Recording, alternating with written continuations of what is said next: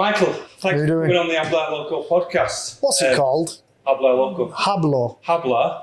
What's it stand for? Craziest for talking Spanish. Right. So Michael's got another name, the Cutty King. Up the acre! That was a good one. Yeah, good on that one. Yeah, not done it. For those that don't know, there's a place in Everton they're called Cutty King. Michael goes up there every morning on a walk and for his own mental health, to help others with their mental health. And he's called himself the Cutty King, but we'll get to that later. So obviously what we'll do is just start about just talk about yourself, your life, etc., etc. From start to finish. Start to finish. Oh, that's not it. Here, though. Start to now. Right. So son of Billy and Janet Chantler, my mum and dad, born on 20th of November 1970. Yeah. Yeah, I got an old. I thought you were the same as my dad. No, 70. I'm 55 this time. Got an older sister, our kid Lorraine. Lost a sister before me. And Taylor's, if my my elder sister would have survived, my second sister, I wouldn't have been here. Right. So yeah, that was a bit. I've grown up with that. Lived Angus Avenue in Lee. Where? Angus Avenue. Angus? Yeah, off Wigan Road. Right. 6-week-old, straight to Africa. You did? Yeah. What, on your own? No. Chips up in a box, like? Yeah. No, my dad was a welder and he took a family over to Africa. He was offshore. Where about after it? Rhodesia, Zimbabwe. Zimbabwe? Yes. I can't remember the name So how of long it. were you there for then? It's 5 years. 5, 6. I've come back in, I think, 75, 76. You got any memories of over there? You don't remember it? I remember like tiny bits, but all my dad always ever tells me, obviously we had nannies, servants, and I was strapped to my servant's back, like the Afrikaans do, yeah. So I was on Betty there. So I was basically an Afrikaans. So she wet nurse? Yeah. Yeah. Bloody hell, you salty bugger. I know. So I get told that tried to set. Well, I did set them on fire. What? They had a hut at the bottom of our garden. And what do you mean? Your nanny? No, they were in it apparently. They were in it. Just pull your microphone up a bit just to chat. So that's a tale that always comes up at Christmas dues, that I set the hut on fire. That's off my dad. Come back in 76. Did you just work ended or just had enough? My mum had enough. Right. My mum wanted to be home. Come back in 76. Always, I think we're like jippos really, because we travelled about here, there and everywhere, mate, honestly. Well, there's nothing wrong with that though, is it? It's like, people, I think everyone's got a different life path, haven't they? Everyone's got a different walking path, and you've ended up where you are now because of that path. Of course it is. It's not me a jippo, does he? Like, no, as in, I'm not meaning like that, I just mean by travelling. I know. I think we're in about 12 or 13 different houses in as many years. My mum tried to find a niche and what she wanted. Is that because, was it easier back then to get into different houses like that? Of course it was. Yeah, obviously in 70s. Was it, what I'm saying is, was it private or did you countrywise it? No, my mum and dad, I think we rented in Orchard Close, which is opposite Booker's Cash and Carry in Lee. Yeah. But they always wanted a shop. Ah, right. So we owned the shop, what Danny Eaton had, at Kirkall Lane. Next to B&Q, there's a little corner shop, corner of Kirkall Lane, Chippy Cross Road, pubs used to be there, Vic and all that. We eventually, I think we got that in 1977. Right. Did about 8 or 9 years in there, maybe a bit less. Made some really good mates. Played rugby, that's where I started rugby. Decent standard. A couple of mates turned pro, some really good ones. What else did we do? Not much at 7. Not much at 7. No, just played rugby, mate. I think back then, though, like, I always said it to my dad and that. I said, what we like in 70s is fucking shite. Because you look at old pictures and stuff in 70s, it looked grim. Obviously, compared to now, it looks, I don't know. No, obviously where B&Q is, or B&Q was. I'm talking about like England as a whole. Like, when I look at England as a whole in the 70s, I look at that thing, it looked miserable to live here. It just looked dank and deary outside. It was mint though. You could shoot out for all day and there'd be no either. You know what I mean? Yeah. It'd be ace. We'd go like over to Lulford Park and we'd spend days there. You know what I mean? Yeah. Making rafts and... No, there's no lakes, so making a raft and go on dry land. No, they're at Lucky Holler. What Lucky Holler was, right at school, yeah. We used to get in a tube off, what's his name? What's that place called there at corner of Lee Road? Used to be ATS Towers. Brabsy's now. My dad and his mates, my dad used to live in Halliwell in Bolton. You'd still kill him for telling you. Halliwell? Yeah. And he'd build, I don't know, they were bonfires, but there was going to be a bonfire and they used to make it into dens. They were back in a bakery.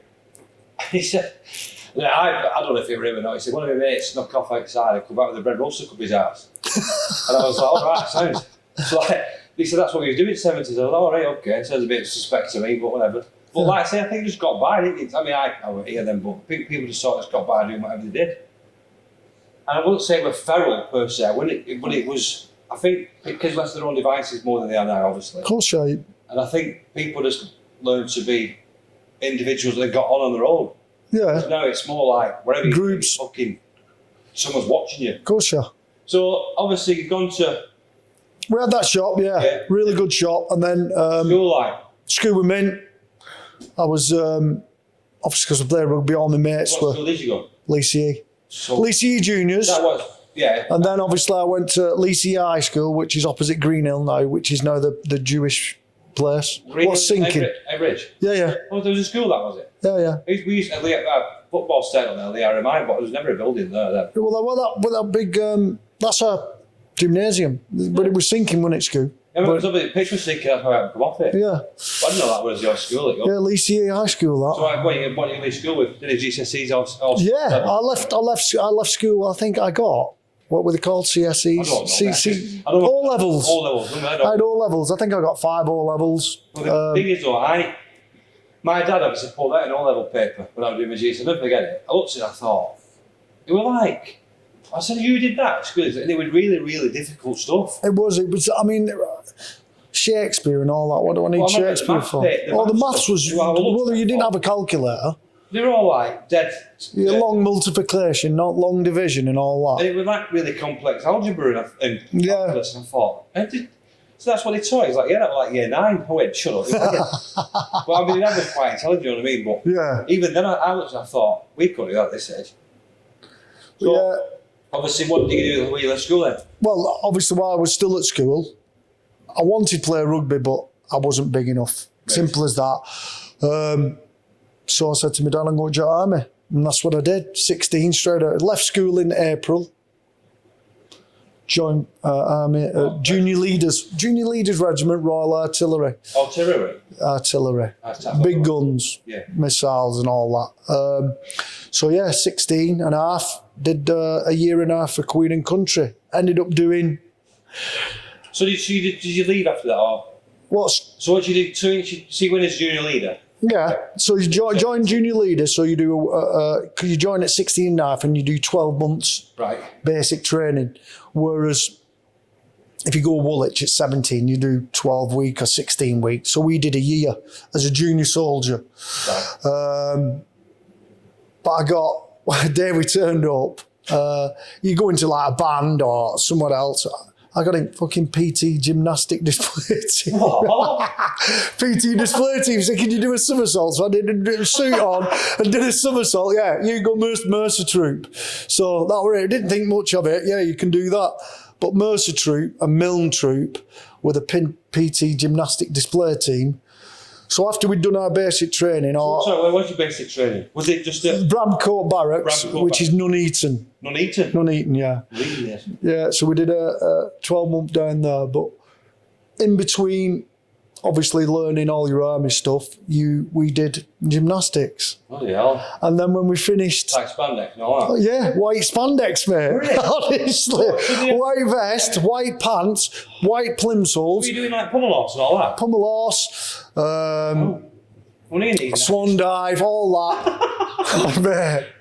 I was man in the middle. Did you compete then? Yeah. Yeah. So what they did, all these county shows. Have you got a picture? Yeah, I've got a picture. Oh, you should have brought. So we have it next time you come here. I've got my dad's got a video. I'll tell you about that in a minute. Oh. But we did go around these country shows and doing gymnastics and stuff like that. Culminating in, we did the Royal Tournament, 1988. In front of Her Majesty. Yeah. So you did a somersault for Her Majesty. Did somersault in front of Her Majesty, and I got selected for carpet guard of honour. Oh, did you? So when the Queen come in, obviously you stood on guard, and then Prince Harry, Prince William, is it? So what year was this then? 88. Princess Diana. You were doing gymnastics then? Yeah, 88. So you were 18 then, weren't you? Yeah. Jesus. No, 17, because we did our year at 16 and a half to 17 and a half. After year, so it was, I think, July, we did then the summer of gymnastics. Right. So, but we finished off with the Royal Tournament. Right, nice one. So, yeah, that was good. We went in, did the Queen, gymnastics, yeah.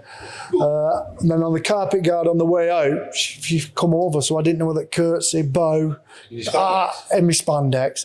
And she said, "Did you burn your bottom?" Because we had to dive for a fiery hoop. On the fiery hoop. Like, yes, Your Majesty, like, I didn't know what put me first. You met the Queen. Yeah. Yeah, so that was good. And then I went to a unit called 29 Commando. So that's what I'm trying to get to. So I thought you said before that once you got to 18, you left. No. Went to full army then? Yeah, I went full army. You did it a year and a bit for Queen and Country as a junior soldier. Yeah, I went 29 Commando, which you like commandos. You have your paras, your commandos. I tried my commando course there. I failed it twice. I broke my leg. Did you? Yeah. But the RSM... You broke your leg, you got kicked out. No, not with then. A couple of briefing and off you trot. But the regimental sergeant major there, Bill Gillett, knew I played rugby, or found out I played rugby. Yeah. So they kept me there as a crapat's a blackberry, to play rugby. And I got fucking... You like heel white, and then come back as a black hat. Yeah, just let me there. So I did nearly 2 years. Did that for you at least? Yeah, I mean, so I did like a good 18, 20 months there. Then he left, so they sent me to a unit which was 9-4 locating battery at Larkhill. Right. Well, 9-4 locating regiment, Larkhill. And they put me in a rotating battery, a locating battery, which is drones, which I fucking hated. Right. Where was that? Was it over Easton? That was in Larkhill, so it's Salisbury Plain. So yeah, I hated it. I fucking hated that unit. Why did you hate it though? Because I was trained on guns and these were drones. And when you say drones now, I think of what? No, these drones look like fucking great big fucking airships. They were shit. Oh right, so they weren't a drone per se. It was like an automated thing. It was a big drone. It was like a missile, but massive. Right. Okay. But I didn't want that. I didn't want that. So when did you get out of that? I fucked off home. What's left? Oh yeah, I went AWOL. AWOL? Yeah. Did you? Yeah, I did AWOL. I did like... Mum get you? No. Why'd you go back? My mum dobbed me in. First time. Then, yeah, a copper come and knocked on the door, and I thought, he had his hat on. What? Military police, you mean? No, normal copper. And he says, "Is Michael Chantler in here?" I said, "Yeah, he's upstairs, mate." And he said, "Can I come out?" I said, "Yeah, go on, knock yourself out." I'm fucking gone. I was gone, legged it. I was fit then, so yeah, I was gone. But anyway, I thought better of it, handed myself in. Yeah. So, did you get banged up for that? Handed myself in the Lee police station, and they sent the provost sergeant, who was like an MP, sent him down for me. Paul, and he was a big lad, Paul. Where did they put you down? What's it? It's not open anymore, is it? The MCTC? Yeah. Is it still open? Do you know what? I don't know. I think it is, but obviously it's like... it's... Well, supposed to be bad in there, isn't it? Yeah. So I think I was gone for about 6, maybe 8 weeks. I didn't... A couple of weeks. 6 weeks? Yeah. Got back. Got... CO's orders, got remanded then for DCM, District Court Martial. Yeah. Went on court martial. Got 6 months MCTC. Okay, I'll be shit yourself, didn't you? But they knew I played rugby. Obviously, I played rugby when I was rotating. Yeah, it done me some favours.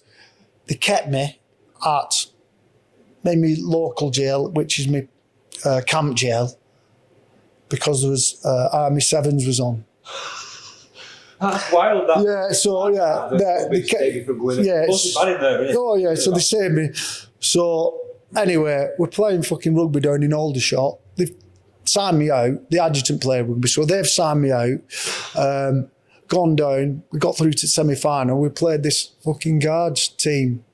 And it's only the prosecuting officer who's prosecuted me and sent me down for 6 months is on the other side. He didn't know you were out, did he? He thought I was in Colchester. So my adjutant had to go and explain to him why I'd not been sent to Colchester, and there was a big fucking hoo-ha about it. What happened then? Right? Obviously, we won it. We won it.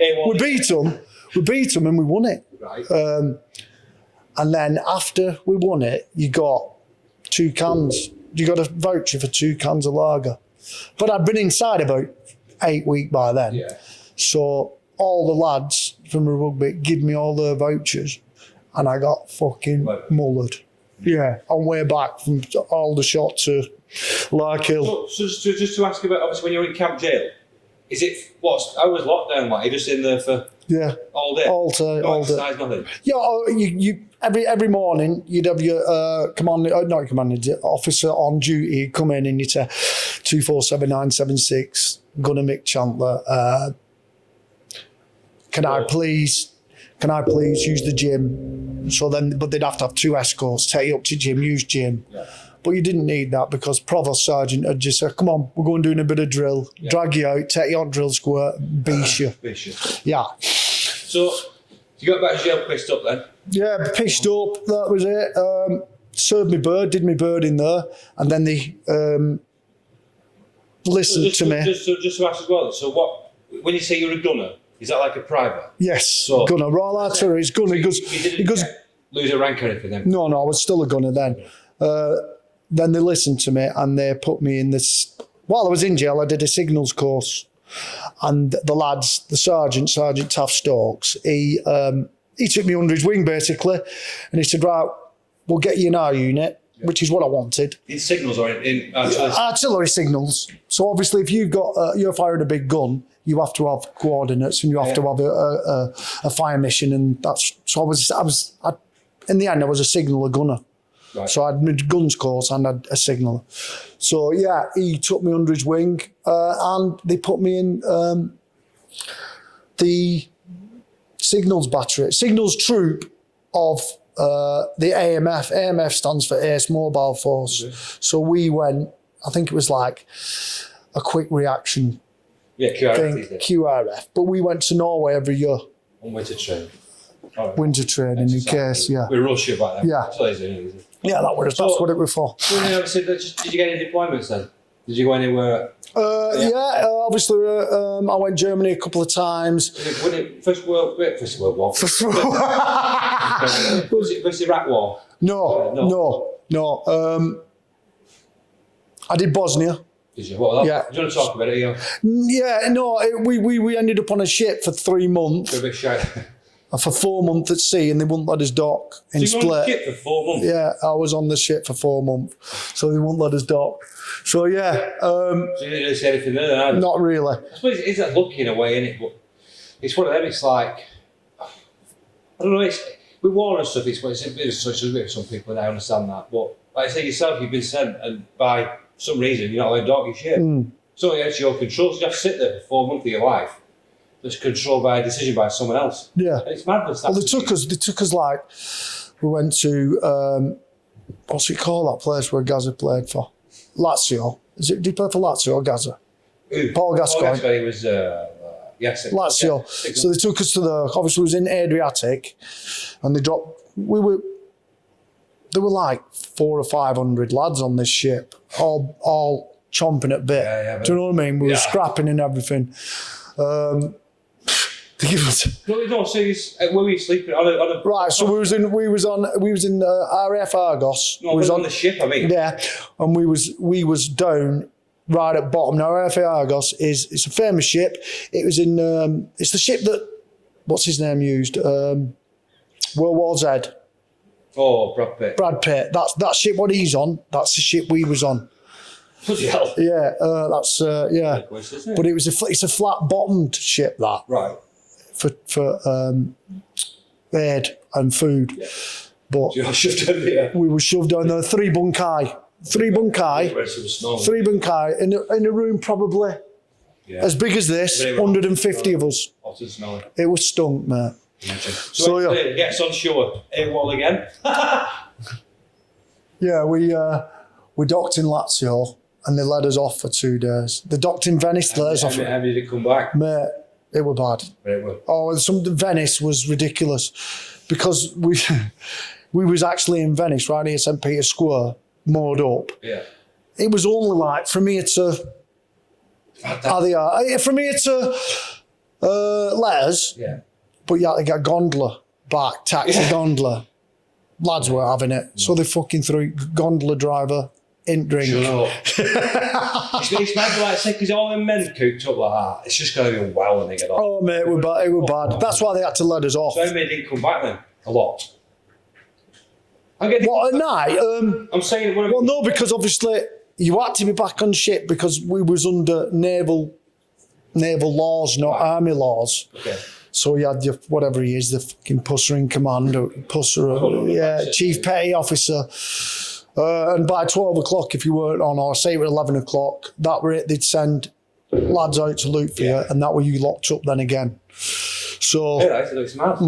yeah, in Lazio, there was loads of shipping in this marina, and we nicked all the flags.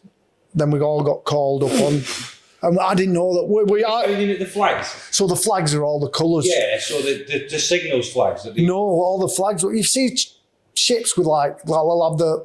Yeah, so they're like. I don't want that. Yeah, then we nick them, and you can't nick them. You can't nick them. No, mate, you can't nick them. It's like, it's bad. So we all got called on deck.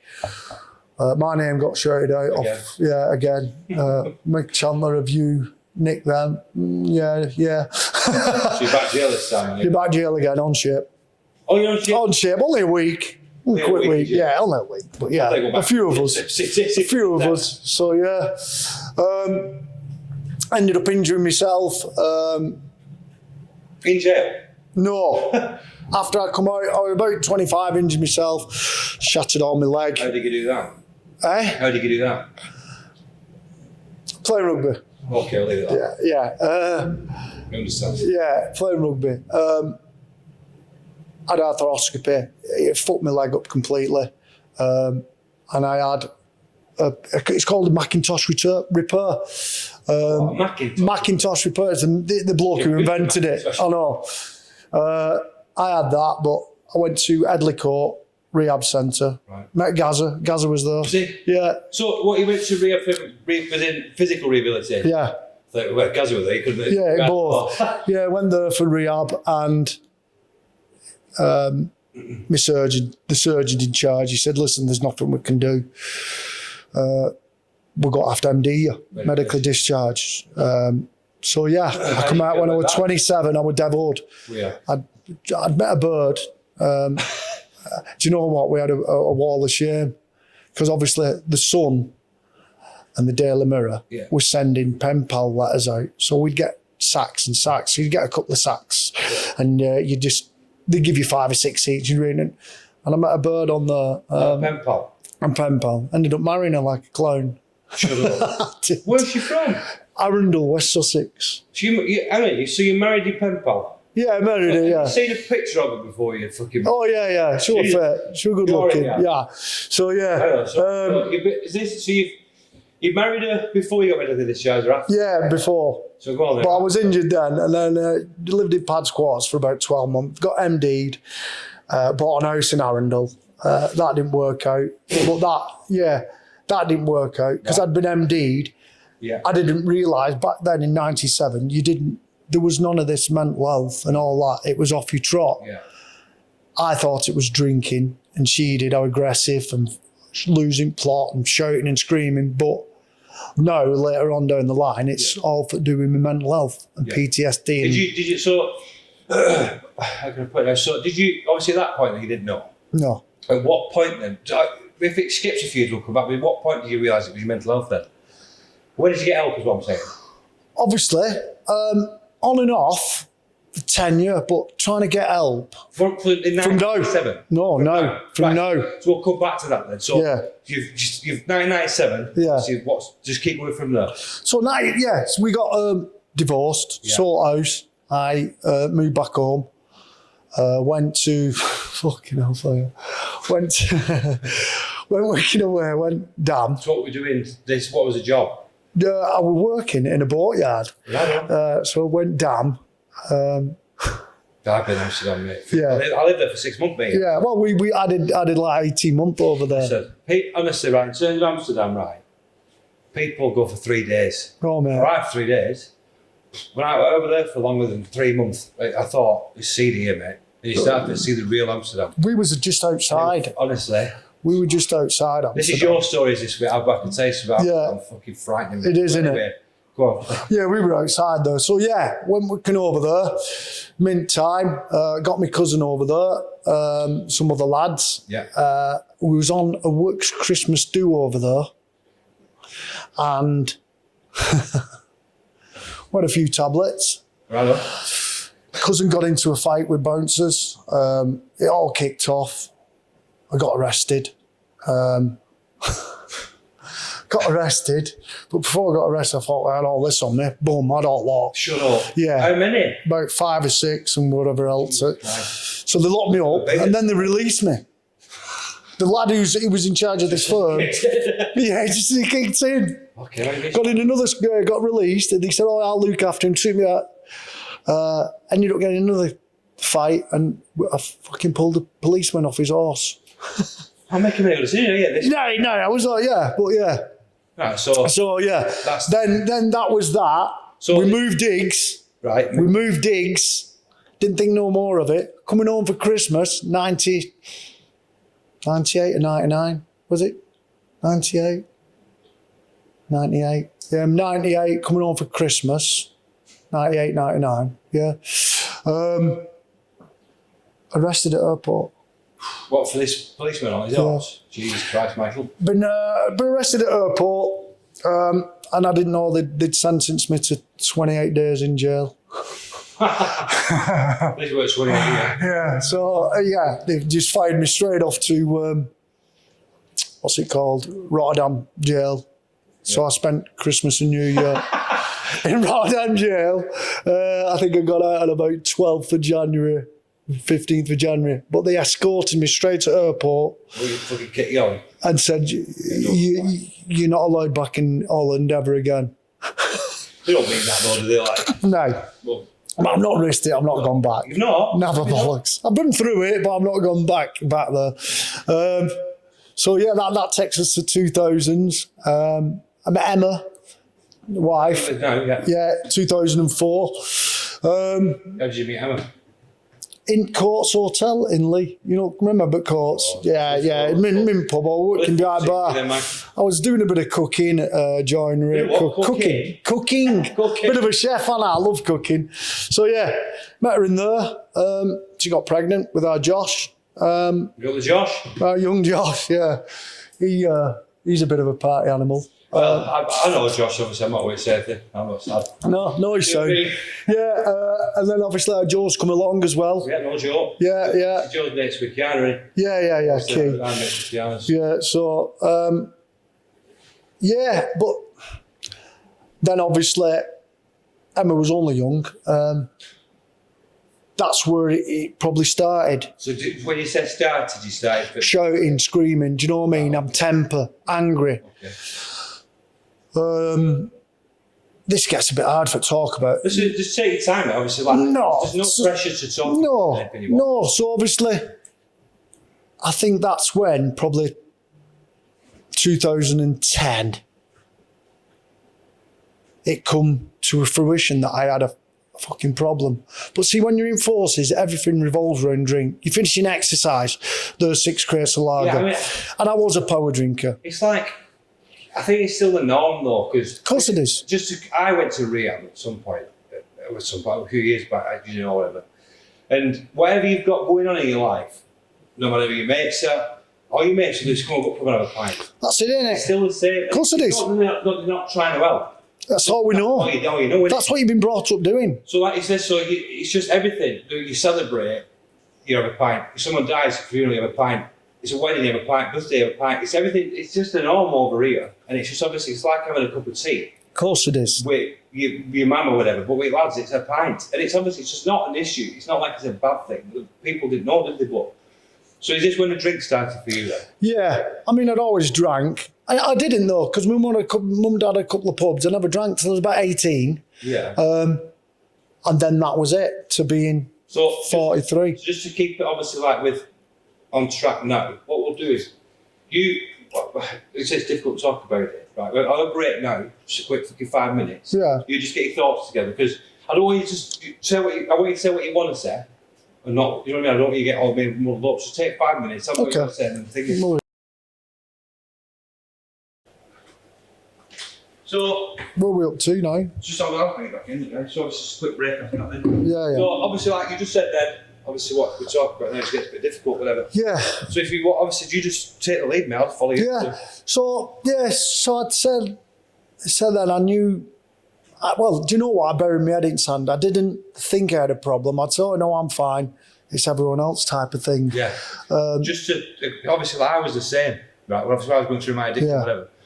What I would do is this is the best thing I taught was addiction is abnormal behaviour that you perceive as normal, right?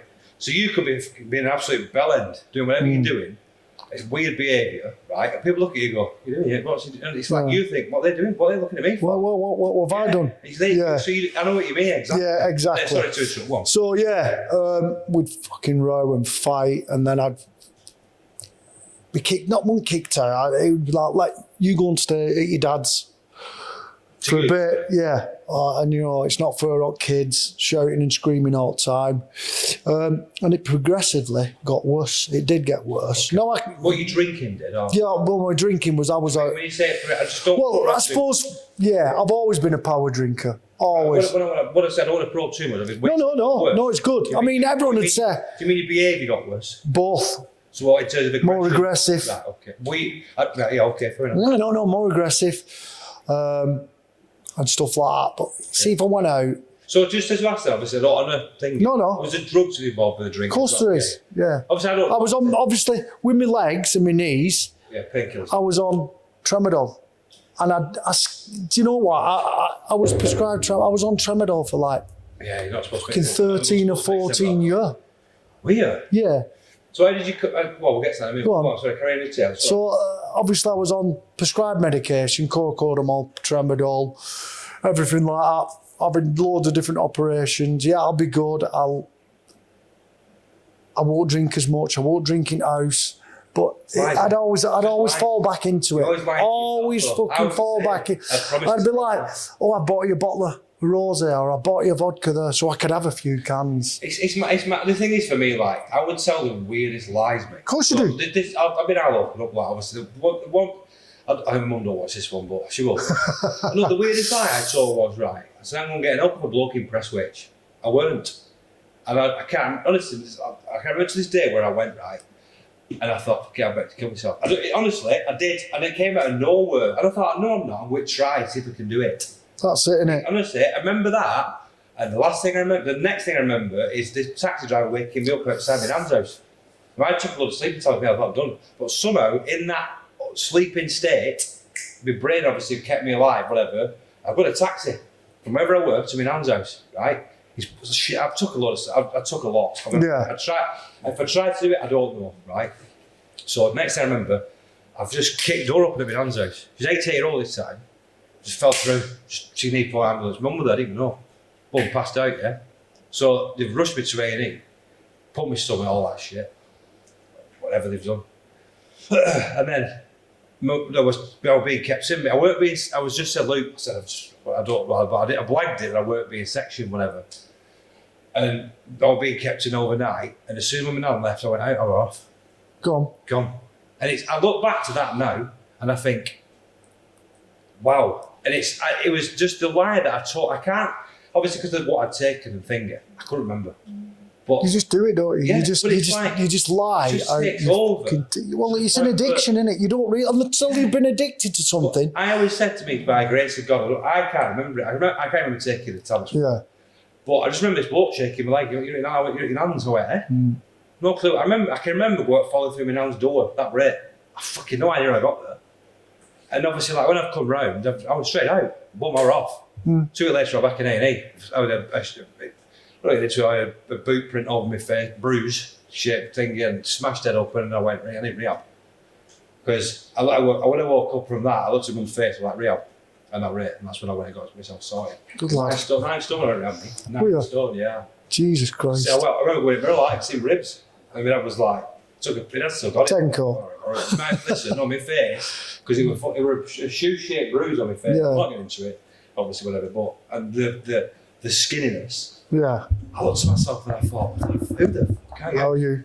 And obviously then you realise you start getting sober, you think, yeah, no wonder people looking at me weird. And then, but I'm not ashamed of it. No. Because it's part of the way I am now. Of course it is. It defines you, doesn't it? It helps you. You have to. I can't even kill myself properly. That's No. well, obviously, if that's me dealing with it. That's it, you're reaching out. I said, well, if I don't joke about that, it'll beat me. Of course it will. I can't do that, I'm a fucking idiot, yeah. And they go, you shouldn't joke about that. I said, well, why should I not? It's me. That's how I dealt with it. But everyone's mental health is different. Of course it is. What's monumental to you is minuscule to me, right? And I learned that, right? And any time anyone comes to me now with an issue, I'll listen. Because I think, it's only a broken washing machine. But to them, it's like the last straw. It is, isn't it? Yeah. It's all they've got on the mind. And obviously, I have friends that have obviously unfortunately passed away and killed themselves. And because, bloody hell.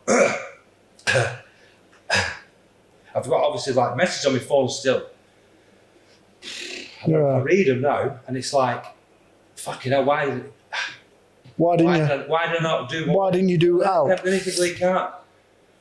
You can't think that way. No, you can't. But it's like fucking, honestly. You can't, like you was on before, you can't do everything. You can't be in 2 places at once. No, it's just like. But it starts at home. You have to look after yourself first. And then I think if you get yourself in a place where you're a little bit more rational and a little bit more reasonable, you can then start helping others. That's that 100%. And I think, like you say, you have to have been there. For me, right, it's addiction's chaos. Yeah, it is.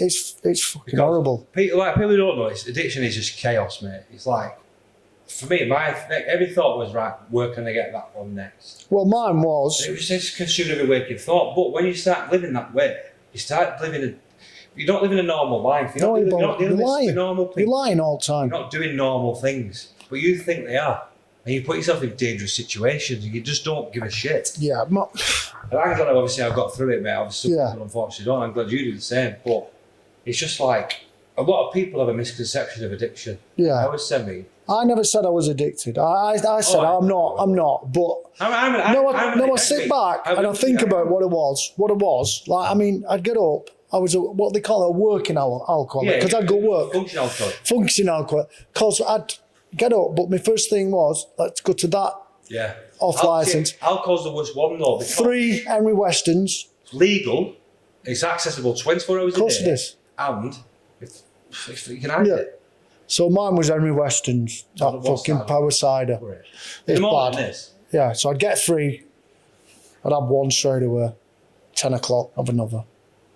Then I'd have another, dinner time-ish. And then when we finished work, I'd go to a different shop, buy another 3. That's what I mean. And then I'd go on Outbridge car park, have them. Sit on your own? Yeah, or one of the lads at Tower, I'll get us 3 Westerns, we'll have one before we go home. And they'd sit with me. So it's like, mine was like, I didn't really drink me, mine was obviously substance, cocaine, whatever you want to call it. And it's like, my every waking thought was consumed by, where's that coming from? Yeah, that's it next. For a period of 18 months, right, mate, obviously it was just fucking that rate. Everything were about that.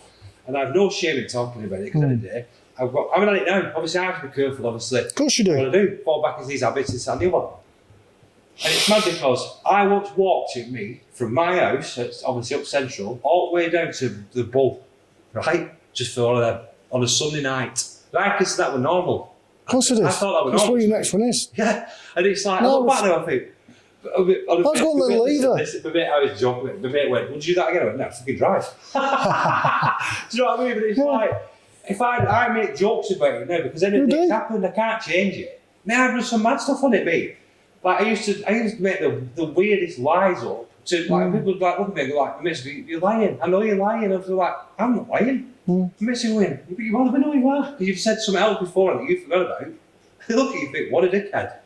But for me, alcohol and gambling, there was too. Yeah. Because they're legal, right? And alcohol is the only one that you can withdraw off and die. Heroin, you can't die. Anything else, you can't die. But alcohol, you get wet brain, Of course you you die. And it scares me the fact that, like I said, these people hide it and this, that, and the other. But it's still readily available. Do you know what I mean? Of course it is. Because, like I said before, it's considered to go hand in hand with everything. But I mean, it's like I didn't want to make it about me. Obviously, be sharing with Of course it is. Of course it is. But like in terms of, there's a lot of addiction that goes ignored. People deny it, and the worst thing you can do about addiction is deny it. In my opinion, bottle it up and deny it. Of course it The is. first step obviously you have to take is admit it. And a lot of people, like yourself said, I'll have a few. You can't have them. I can't. I'd be like next morning, I'd be straight back on it. Yeah.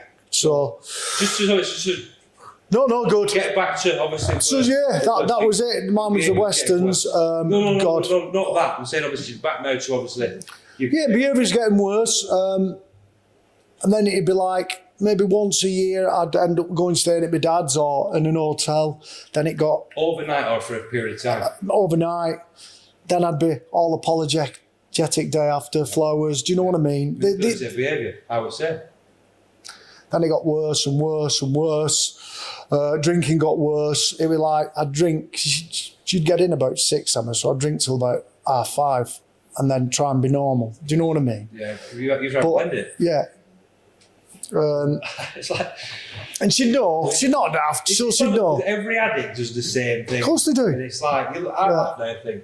Or if I thought I'd had too much, Yeah. if I thought I'd had too much, I'd go, but doors landed on me head at work. Just like Do you know what I mean? It's just full of shit and lies. And you, What's mad is like, it's your own brain. of course it is. And it's mad that you just make up. People look and think, what are you on about, mate?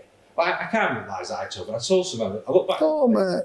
What am I thinking? Yeah. So what got to the culmination of it? Where was the peak of the worst of yours then? My worst 2 years ago. Well, I think it was the 25th of May, 2023. Just before that, we was on about splitting up. Do you know what I mean? She'd had enough, and I can't blame her. But obviously, I had false promises before and all that, and I'll change, I'll do this, I'll get help. Which I had tried to get help, but I'd never. I think what you do is you do it for other people. Listen, you can't recover unless you want to do it. I did it. I would say I'd get help because when I wasn't get help. I didn't want to get help. But that's what I mean. Until you want to get help, that's it. That is exactly it. You pretend to get help for other people's sake. So, I mean, I had a fucking rope. I had a rope. He was beside of me, in my van, driving about, looking for trees. And I'd subconsciously be doing that. I wouldn't know I were doing it, but I were doing it. Yeah. I found a tree, but obviously I couldn't do it. I thought I'd get pissed if I didn't do it and stuff like that. So I said to her, I'll try and reset. So I took a couple of ambulances over. Remember, a couple of years ago, I took some ambulances over to Kiev. Yes, yeah, I do. Yeah, so yeah. But we was driving and then I'd fucking have a load of drink at night. You know, so it was a vicious circle. So we come back, it culminated. I was firing barbecue up. I think about 2050. You were too late as well. We had a fucking big race. I'll fucking set the house on fire. We had a bit of a fucking fight. I think one at kids phoned police. I'm not sure who did. I one at neighbours arguing. I fired off. Drove off, like? No, I jumped in. In fact, one of my neighbours gave me a lift. Well, as we were driving off, the police were driving round. Anyway, I went with my mates, got a few cans. He let me sleep in his caravan on his front. obviously known each other for years, but obviously I remember the last few times I saw you was that in Kiev, because I spoke to you when you were there. Yeah. And I didn't know, obviously, it was not long after that all this happened, wasn't it? And obviously I spoke to you properly, but like, I remember how you were, and you were just, obviously you were a big lad then, weren't you? Fucking hell, yeah. And like I say, it was just, you that... Rattler in... Yeah, Rattler. They didn't roll like Didn't that. roll. Kiev, though, for me now, when I look at it now, I think, you just did that for a bravado, wasn't it? Like, Yeah, of course it was. Go and dance on. Yeah. Oh, look, I am trying. Yeah, I'm I trying. mean, but I did go, and do you know what? After now I think about it, I thought, yeah, that's a mint thing for it to do. But yeah, it was just trying to get away to try and defuse the situation. Right, so when was your epiphany moment, or your rock bottom for you for right, I need something? Oh, well, that obviously I drove off, then the police said they wanted to speak to me, phone me. So I said, all right, she said, we just want to have a chat with you. Yep. I pulled up at Everton police station day after, waited for him. I'm in car then, next fucking minute. Two vans surrounded me, grabbed me out, handcuffed me, threw me in van, took me to Swinton. It's Swindon. Swinton, yeah, and that was it. I forgot I'd had a heart attack, hadn't I? I honestly I'd had a heart attack, and I in the Christmas before. Yes. I stopped drinking for a bit. We had a few problems with our Joe. That might have been my fault with him legging off and stuff like that. He'd probably had a fucking enough of me. Yeah. So yeah, I had 2 stents fitted. I went in, and the copper, I remember him now in front of me because I recommended him for an award because he fucking helped me. He said, listen, these are called Op Nova. I tried Battleback, I tried. Was it for you drinking? Yeah. Right. He said, listen, I brought it down in front of him. I said, listen, that's me. I want him myself. That's me. Yeah. He said, try these Op Nova. They are a charity, and they help veterans who have been arrested and are in the criminal system. Right. So yeah, I went in, brought her down to Copper, told her what had gone on, how I was at Alkit. I admitted it then. I loved my family, I wanted to be with my wife, wanted to be with my kids, stuff like that. They took everything down. Then they obviously released me. I weren't allowed home for 3 months. I remember that. I weren't allowed on street. I weren't allowed contact to all that. And then I ended up in my mate's caravan. Then I spoke to Paul, and he said, come and stay with me. Yeah. And I woke up on there's a barbecue in George. Yeah. I went. I remember this. Lime soda. I remember lime soda. We were on lime soda. This is just soda water. I think it was 26th of May 2023. Yeah. I got up next morning and I thought, I was fucking 19 stone 9. I thought, I'm going to walk down to the cenotaph, walk back. Did that. And I thought, that's it. I'm not fucking drinking anymore. I want my family back. Police had spoke to me and said, listen, if you can prove to us you can get the help, the charges will get dropped. Obviously, I didn't want press charges, but I had to prove to police and prove to myself that was it. Got in contact with Op Nova, a beautiful woman called Ellen. I met her in McDonald's 2 weeks later. I'd not drunk then. She obviously was my caseworker and my mentor. Worked with her I'm still working with her now. I still meet her for a brew. She's obviously, I've been with her 2 years. I've helped them as a charity. I've spoke to police. Fucking hell. I had to go and speak at the police awards, Andy Burnham and all thingy with her, telling me story of what had happened to me, stuff like that. I've helped set up this Armed Forces Covenant, which is like, so you're in a good place now. Give me all the stuff after, obviously I'll put it on here as well, so we'll talk about it after. We'll go on, sorry, carry on. So this Armed Forces Covenant is, if you're in a good place with a squaddy, you can give all your details, your name, your birth, where you live. They get put away in a cupboard or, say, on a computer system. Yeah, and they can only be used if you get arrested, but it can't be used for charging with a crime or used, for if your DNA or all that. If you like a squaddy goes in now and you're in a bad place, you won't tell police anything because you've been taught not to speak to anyone. So yeah, I've helped that with that. So I met the officer who helped me. Been to Greater Manchester Police Headquarters a couple of times, spoke to them and all the custody sergeants in Manchester just to help them deal with squaddies. Yeah. So that's a good thing. What you do, because I know that a lot of what they call veterans just left. Of course they don't know. They're on the street and all that. Yeah, and it's like once you're gone, you're gone. So it's not a problem. And I understand why it's like that, because at the end of the day, what is the army supposed to do? I get it. You know what I mean? You're in the army. When you're in the army, you're not in the army. It's not a problem. I get it, but at the same time, there's nothing in place for veterans. Because these veterans, they go through a lot of shit. Of course they see a lot of stuff. Of course they do. Like, a lot of people won't. It is getting better, but when I come out, 89, 88, there were nothing. Nothing, no. 98, sorry. There were nothing. So I stayed at Ads for a few weeks. He helped me out immensely. I did my walking every day. Then I started at sauna at Inley. Yep.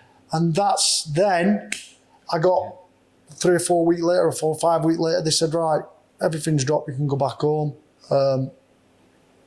I had been speaking. How was that going back home? Joe didn't want to see me at first. Obviously, even though the police said we weren't allowed to, me and Emma were still in contact. And we had a family together. Yeah. We had bills for pay. We've got a joint bank account. Do you know what I mean? It's stuff like that. So, 2 Springer Spaniels who are crazy. Yeah, I thought you were bringing me No.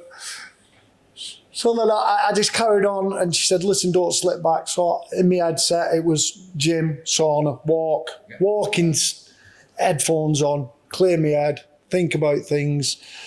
Try and put right all the wrongs I've done. Yeah, then that's obviously where... This is what I mean. It's like, I think what I got taught was, look, if you apologise to somebody, you either accept it or they don't. Yeah. If they don't accept it, that's fine. And I think what a lot of people do is, in terms of addiction and stuff, is I was all right with that, me. Like, I've got family and friends that I apologise to, they won't know, still don't want to know. Fair enough. Yeah. And a lot of people cannot accept that not being... They think, well, you should accept my apology. And it's like, if they don't accept your apology, just move on from it. The way that you look at it... They're entitled to not accept it, you know what I mean? I think it is now. You've one shot at it, you've done your bit, you crack on with your own life and live it to max. That's all I can say on that. There's no point holding grudges because you don't know what's around the corner. Because ultimately, like, if you cannot accept that they won't accept your apology, it's going to go a bit against you. You're going to need to wait here, and it just leads to bad places again. Of course it is. So, yeah. So that's what it's led us up to now, hasn't it? Really? That's where it's led us up to now. So the thing is, though, right? I always see it this way: what's happened to you has led you to help so many other people. Of course it is. And it's good that that's happened. And like I said, the universe put that copper in front of you at that right time. Yeah. And that's it. I've been given another chance. I've been given another chance. That's all you can do. So we started going up the Cutty King. Yes. And I can't remember, someone said, "Oh, look, he thinks he's the Cutty King," and I went, "The Cutty King." I said, "Yeah, I'm the Cutty King." And then obviously when I'm walking, I'm like, "Oh, look, no one's clean the dog chips." I'll do a little video, which then helped my mental health. But then I'm like, I've had people. Loads of people, but can I come for a walk with you? You're doing well. I've any negatives, any shit. No, do you know what? I don't know, like, Joe, listen, I get it on. Yeah. I've had it. I've not had. But have you had any, like... Do you know, no, I wouldn't say, because I don't take myself too seriously. I'll put a video on, and I don't even watch it, but I might watch a bit of it back, and then I'll just think, I'll be talking crap, talking about shit. What's it about? I'm not got a clue. But deep down, it's all about mental health. Yeah. And I've had people, can I come for a walk with you? Can I have a chat with you? And I'm thinking, do you know what? Rather than sitting in an office or sitting in and then speaking to someone over it, people don't like that. No. They want to, let's go for a walk and we'll have a chat now. I have people who've messaged me based on what I've done. Rehabilitation. Obviously then, other stuff after it. They go, listen, obviously, I always say, look, only you can do you. Yeah. I'll go, give me my advice and stuff, and I always in my inbox and stuff. And what for me, like, I put on the other day, well, people say, well, I'm bothered, say what you want, you know what I mean, crack on, just war off back. But what a lot of people do is they'll say shit. Like, say, for instance, I always thought, I wonder if he gets any abuse for that. Well, look at make the dickhead and all this shit. I think that makes them feel better about themselves. Of course, yeah. But no, one of these people that obviously say negative things about people to make themselves feel better. Yeah, of course it is. Shit. But it always concerns me that obviously these people that obviously I'm because of their struggling. If someone says something bad to them, I think, fucking, just set them off. Yeah. And it's just not fair, is it, really? I just thought, I was concerned me for you, thinking he's putting himself online now. Do you know what? I did think about that. And then I thought, why am I worried about what people think online? So it's like... I said, because... Go on, mate. It's like, back to what we were saying then, it's just a case of... I was worried about you, me thinking, what if someone gives it, it sets him off? I think I've gone over that, because they said to me, don't just stop drinking, but I did. But then once I got that in my head, I've always been one of them, a strong person. If I'm not doing something or if I'm stopping, that's it. Yeah. And I did. And the same online. I've not preached to anyone. All I've said is if you need a lift, but then I got people, how have you lost so much weight? Yeah. How do you do that? What do you do? I said, just fucking put one foot in front of the other and go. Walking, honestly, it saved my life. This has saved my life. It's like, I think what I want to stress with doing this is it's like, I wanted to do this for years, mate. Yeah. The story behind this is right. I'm not naming who, but I ended up going out on a drug-fueled weekend. 5 days later, I'm still away, mate. Made a WhatsApp group. About 250 people into it. People don't like me, people are mates. 4 in the morning, I've sent a message about that long, about making a podcast, right? Everyone's like, shouldn't be naked, go to bed. Yeah. And obviously laughing, sort of, blah, blah, laughing off. Didn't notice anybody. Obviously, what a dickhead, obviously, right? But like, you're always too right back in my head.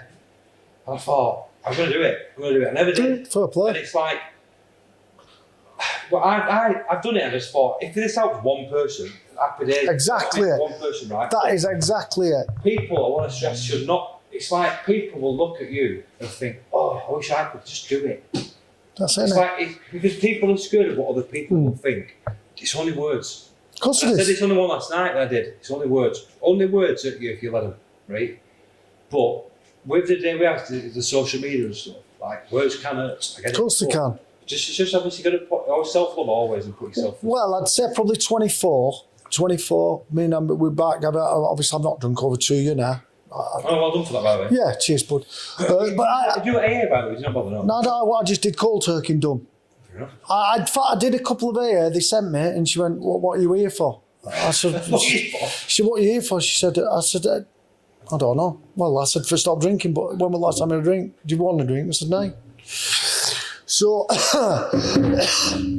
I know, but still, like, what year for that? Remember, do you know Alistair, who used to have gardeners? No. Well, obviously, he was in a bad way. Veteran, 70-year-old. Yeah.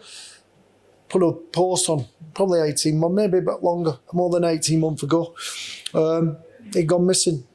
And we talked, me and Alistair, because he come Kiev with me. He come Ukraine with me, he would do the driver. And we talked, and he wanted to top himself. And he used my fucking tree. He went, the tree we talked, now everyone was looking for him all day, couldn't find him. No, if I'd have been in my state where I was drinking, I wouldn't have gone looking for him because I've been pissed. I mean, I've had a... And we weren't looking for him, and I found him. I've had a phone calls before, I'm not naming it because it's not, you know what I mean, it's not right to say it, but I've had phone calls where it's like, look, he's gone missing, or I'm worried about it. I've had to go, and obviously I've seen it. I've walked in and it's just like, what the fuck have you done to yourself, man? And you see it and you just think, oh, this... Yeah, I know what you mean. It's like, and you just think, when I tried it, mine was frightens me because I just fucking did it. You were like, fuck it, boom, out of nowhere. Because I had no thought before to see what happens. I thought, like, testing myself. It's crazy, isn't it? It's mad how your brain gets to that point, but I think if you've nothing else, that's where... I had everything though. I know. But I look back now and I think, what were you doing? But I just thought, fuck it. My thought process was, now, I've discussed this, like, I'll die like a rock star, mate. I'll die like... Yeah, on a balcony. that's your brain being... Yeah. Like, obviously, because I thought, if I did it to myself, people hate me for it, but if I die like, say, I was Osborne, I'm an hero. So that's how I was, that's my thought process were. So I was just pushing myself to take as much as I could and think, test yourself, see what your limits are. But that day I just thought, 2 weeks later, I cried. Obviously when I woke up, I thought, I was challenging everybody when I was there for the first 2 weeks. I don't need beer, me. She's an 83-year-old alcoholic. He's a smacker all that shit. I don't need beer. And then one day I woke up and I just thought, and it all came out, broke down. I looked back to that day on that taxi and I thought, what are you doing, you dickhead? I were on my own. I didn't tell anybody where I work. No one would have found me. Where I work, no one would have found me ever. I promise you, that I'm not trying to be a dick. I'll show off. Yeah. Where I work, no one would get you. No one would have ever found me if I'd done it. And it's like, by the grace of God, I suddenly up in a fucking Uber at my nan's house. And I don't know to this day what guided that Uber, but where I were at the time, no one would ever have found me, ever. And it frightened me, that. And it's just like, no prior thoughts of doing it, and it was, boom, out of nowhere, mate. And it's like, I look back now and I think, what were that? That was an evil thing in me, that. Yeah. And then obviously summer kept me alive, to get an Uber, right? Because I remember I didn't open my phone for 6 months after coming out of rehab. So I was also for a week in a coma, right? Woke up rehab. My mum died before, right? So when I come out of rehab, it was just like big gym. And I put 5 stone back on in 3 months. Jesus. So I'm 4 stone in 3 months. And then I was honestly, the anxiety I got about turning my phone back on, because I thought people were hated, people were after me. And that's when I convinced myself. And one day I thought, your phone, no one's going to jump out phone. And I turned it on, right? And I thought I did abundance of messages, and there weren't. I was done out with that. And I thought, let me look at that day. Honestly, there were an Uber, I booked it. And I thought, have I done that? Have I done that, mate? So what? Something's kept me alive. That of course it does, yourself, innit? But I don't know. I can't remember. Well, it has to be yourself. But what I'm saying is, something in my body, whatever, has gone on autopilot, yeah? Yeah, because that's what it is. Subconscious and all that malarkey. Honestly, mate, it's like the human body's an amazing thing. Yeah. But in terms of like that, it's just, I mean, I don't want to make it about like, reach out and all this. If anybody's struggling, just give us a shout. Exactly. You know, that's why I do that. I go for a mooch, I put a post on, I have people who message me and, mate, thanks a lot. What you're doing, he said, it inspires me. And you know what? That's it. That's all it is. Yeah. It's just kudos for doing it, mate. Keep doing what you're doing. Yeah, that's it. Just keep doing what you're doing, and it helps me helping others. Yeah, exactly. Honestly, I can't stress enough how glad I am that you've come on. Thanks a lot, mate. It's been mint. I've enjoyed having you. Yeah. You're welcome to come whenever you want. Thank you. Just sit down and have a chit chat, whatever. Yeah. So I'll leave it there, son. Cheers, pal. The Cutty King will be back. Hey! Thank you, sir. Cheers, King.